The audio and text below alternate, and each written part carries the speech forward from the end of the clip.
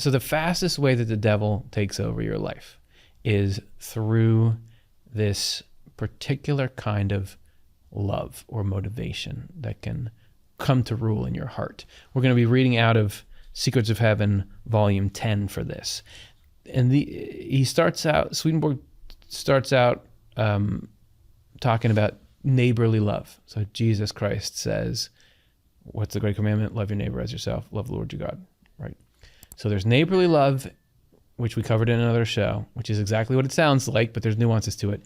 Then there's the opposite, which is what we're talking about today. I said above that self-love and the love of worldly advantages in us make hell.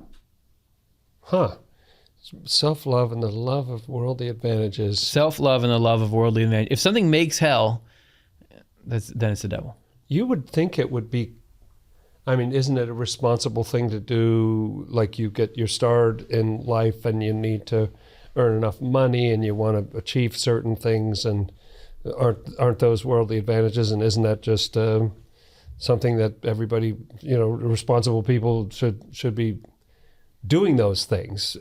And isn't there a place for loving yourself, caring for yourself, rather than beating yourself up or something? It's a strange. You'd think it would be something like savagery and cruelty, or this hatred or something like that. It's interesting that that's defined in terms of love. It's got to be wrong, right? It doesn't make sense. It's probably translation. That doesn't make. The translation team was just like putting whatever they wanted to on the page. Those people. As this guy runs the translation of this particular edition of Swedenborg. So if we're talking about hell is, we're about to see. Let me finish this quote.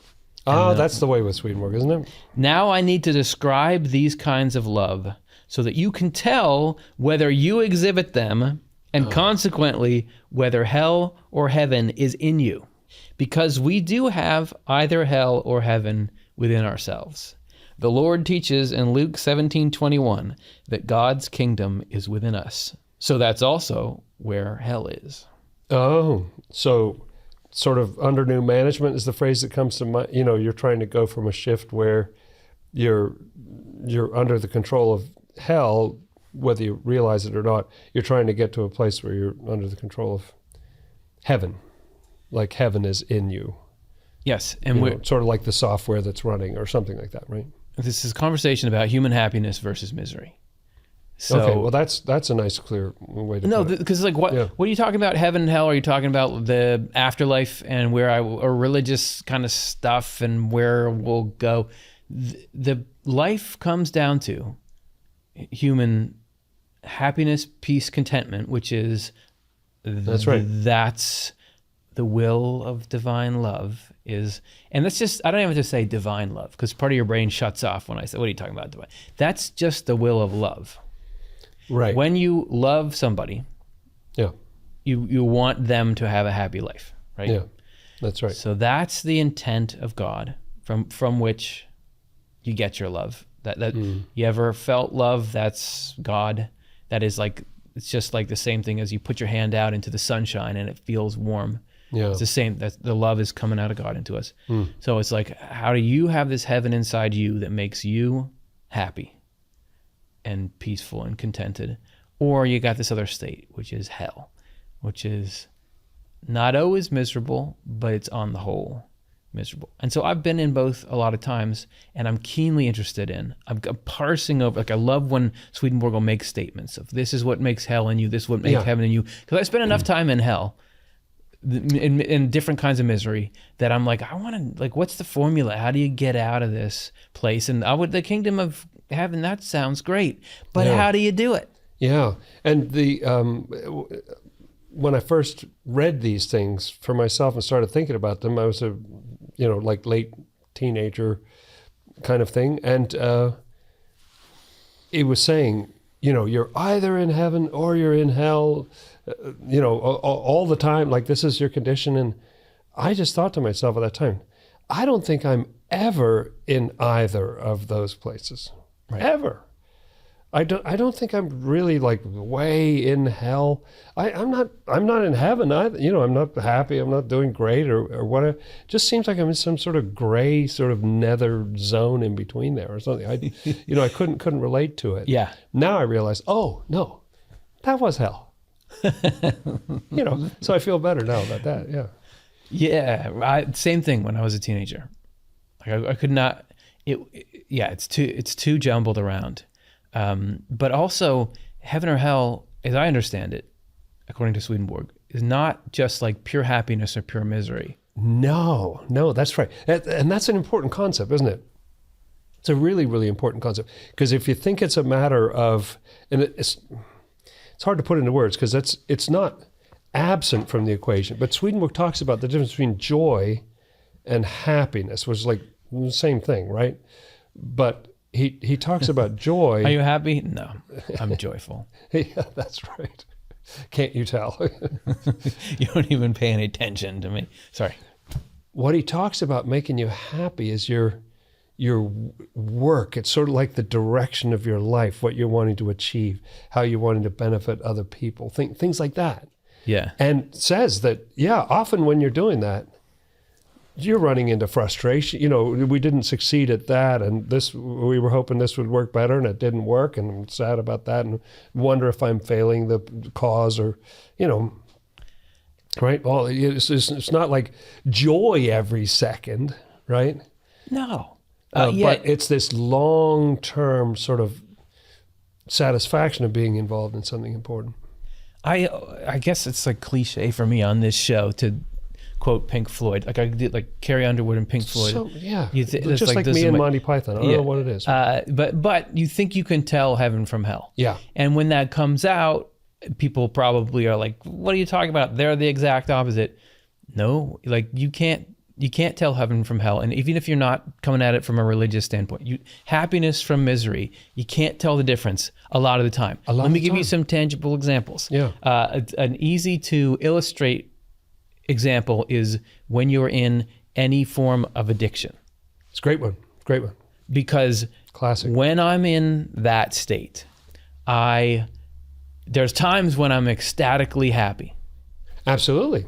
And also there's a growing unmanageability of life but you don't connect, you don't understand. That's why people have to have interventions, because you don't get that the cycle you're in is dragging you lower and lower. Your body's starting to right. fail. And the thing that gives you the satisfaction and the elation is part of the problem. Like you're increasingly reaching for that thing because the rest of your life is mysteriously failing. Right. But you don't see the connection between the fact that, no, it's that thing that is what you think is the happiest thing in your life. Yes. Is what's causing these problems, because it's sort of sucking all the oxygen out of the rest of your life. You know what I mean? Like yes. all your money and your energy, everything's going over to this thing.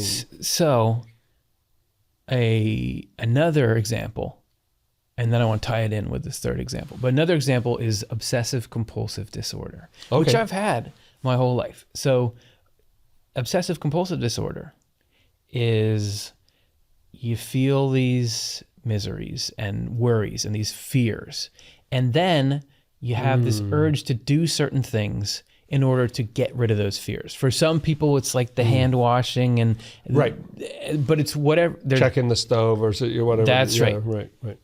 So, but what they found when they study it is like when you do the compulsion, you feel better for a little while. But the whole thing gets stronger then and takes over your life more and more. Yeah. So that's like which is perfect on the addiction model. You know, yes. Because it's that same thing of like the brief fix is what the addiction is all about, right? It solves it in the short run, then the crash is bad, so you need to, you know, try to, and you never quite get back to that level that it takes more in terms of substance abuse and so on. It's a vicious cycle. Okay. So you don't realize that overall it's a state of hell. And I would say these ones are natural conditions. So I'm not trying to put the kind of morality on them that heaven and hell give. But overall, the presence of the compulsions, OCD complex, or the addiction, even though there's happiness and unhappiness in between, the whole thing is a sinking ship. It's a sinking ship toward less and less human happiness. Yeah. There have been times when I look back over a period of time, and during that time, what was going on was I was hanging out with friends, killing ourselves, laughing, staying up late at night, all this kind of stuff. And then someone asked me at some point, when was the time when you felt joyful? And I couldn't think of one, because none of that was all out of an addiction cycle kind of thing, like it wasn't real fulfillment or interesting. Sure, it was escape. It was hilarity, and so sometimes at other people's expense or what, but it wasn't actual happiness. It's very interesting. Yeah, heaven and hell. I love the fact that you mentioned that Pink Floyd song because it's really good, and the examples they have all through that song is like, oh, you should totally be able to tell the difference between those things. Yes. And yet, it's kind of the idea that we can all be kind of led astray. Isn't that basic to the idea of hell? That hell knows where we live, and it's constantly recruiting, of course, like who wouldn't, Yes. And they're good. And so they know they can, this is what people, let's get them this way. And confuse you, turn you around. So you think, a lot of my life is not working very well, but I've got this one magic thing that is so good, can't get enough of it. So the biggest hell, though, that I've ever been in, and actually the main hell of my whole life, has been my obsession with myself. I mean, that's what Swedenborg is like slowly teaching me. And I think that what that means... That's really interesting. Because we're about to talk about self-love. And right. I would say that I certainly had a bunch of self-esteem issues and sort of wanting more attention and more recognition and more all this stuff. So I know inside and out the importance of trying to feel good about yourself. Yeah. However, there's this sinking ship mentality, which is, or the more that my life is about myself and the more that I'm thinking about, like, particularly how am I better or worse than other people, that's the focal point for all the misery. Because I'm caring so much about me, that's why self-esteem issues have that purchase. Because I have like this jealousy of other people, that's why because I want to be better than them, other people's success makes me unhappy. Or insert all the other things there. The life in which the self is the end goal, there's just always going to be a cap on your happy. You don't realize that that's at the root of your problems. And sure, there's the like, you don't feel good about your self-esteem and stuff, but that from that same well springs all of the things that we would identify as like evil. This is one of Swedenborg's great insights, isn't it? It's so amazing to think that all these big, like, headline getting sort of, mass murder or like the most horrible things that people, genocide or whatever, that people have done to each other, you'd think, well, that's the worst thing in the world. And for Swedenborg to say, no, actually, it's a self-centeredness that's inside there somewhere, because it leads to not only that, but it leads to these other 20 things, that are more sort of mundane.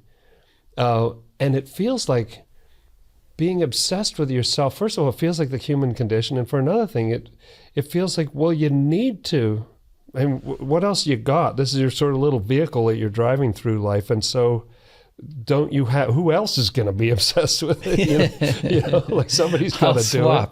I'll swap. I'll think about Jonathan Rose all the time. Yeah, right. I'll think about Curtis all the time. Yeah. That's good. I like that. Well, it's obviously there's some complexity there, some nuance. There really is. It's very confusing, very difficult to navigate being human and figuring these things out. I'd imagine people hearing this right now, when we say like love of self, obsessed with self, you have different mental images that pop up, and it's either like, oh yeah, that makes sense, or that doesn't make any sense. So let's go into the details. Yeah, and I think there's something that Swedenborg talks about sometimes, which is that you might think that it's an obvious kind of pride or arrogance or narcissism, or, you know, some people do, from our external perspective, seem to be like, whoa, they're full of themselves, or what do those, you know, there are things in social media that talk about, you know, I am the main character or whatever, you know, kind of thing. You know, you just see people moving through life and radiating that kind of quality. But Swedenborg says that people who seem very humble or very, it can be just as strong. You know, it's tricky. It takes many forms. The nutshell example.